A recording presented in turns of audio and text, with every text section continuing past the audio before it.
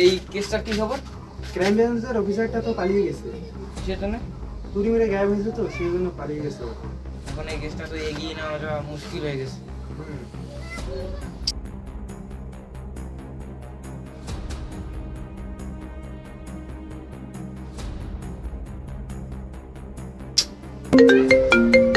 Hello, CID team, আমি সেই যাকে তোমরা ধরতে চেষ্টা করছো। আমি চুরি মেরে গায়েব হতে পারি, পারলে আমাকে ধরে দেখাও, এটা আমার চ্যালেঞ্জ রইল।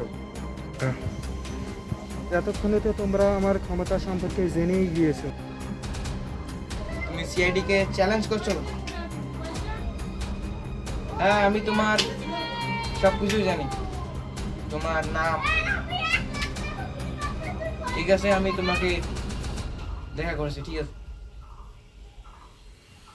এ আমাদেরকে চ্যালেঞ্জ করছে যে আমরা একে ধরতে পারবো না।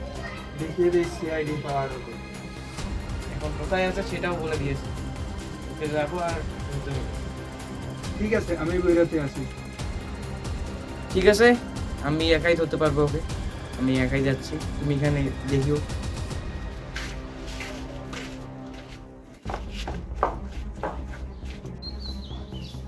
এসে গেছে আমার আগেই।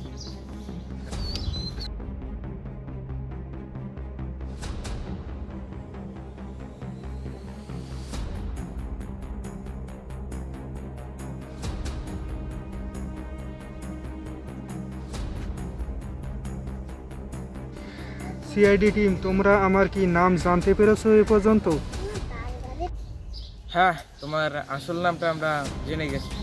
তোমার আসল নাম হচ্ছে ধ্রুব। আর তুমি চুরি মেরে যে উদাও হতে পারো, সেটা তুমি উদাও নয়।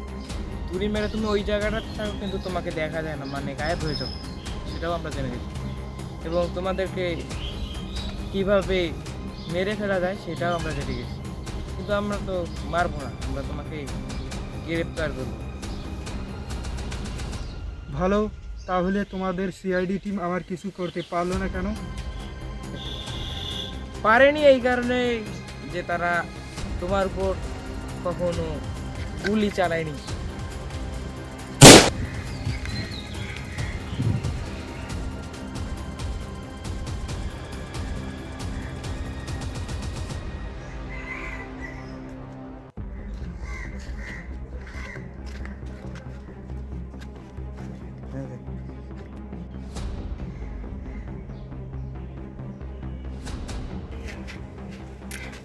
এখন তুমি তুড়িও মারতে পারবে না আর উদাও হতে পারবে না, কারণ তোমার হাত বাঁধা।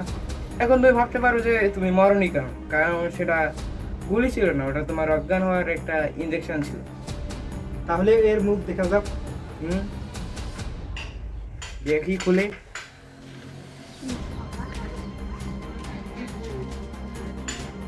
একে তো পুরা তোমার মতোই দেখে। হ্যাঁ, আমি এই অফিসারের মধ্যে প্লাস্টিক সার্জারি করেছি যাতে কেউ আমাকে সন্দেহ না করে।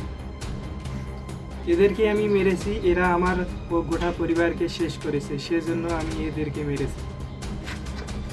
তুমি অনেক ক্রাইম করেছো, তোমার তো ফাঁসি ছাড়া অন্য কোনো পথ দেখাই যায় না, তোমার ফাঁসি হবে।